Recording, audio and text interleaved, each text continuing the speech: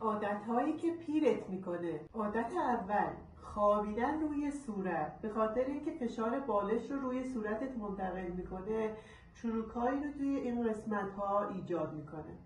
عادت دوم، آب کافی نخوری که اون باعث خشک شدن و چروک روی صورتت میشه. عادت سوم، کمتر از 7 تا 8 ساعت خواب شبانه داشته باشی.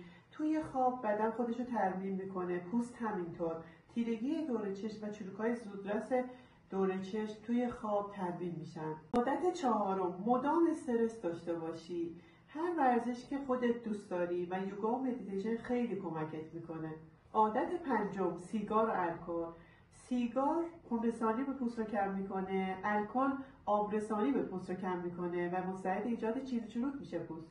عادت ششم، شبا با میکاپ بخوابی. تو باید یه روتین پوستی خوب داشته باشی و شبا میکاپ رو کامل پاک کنی.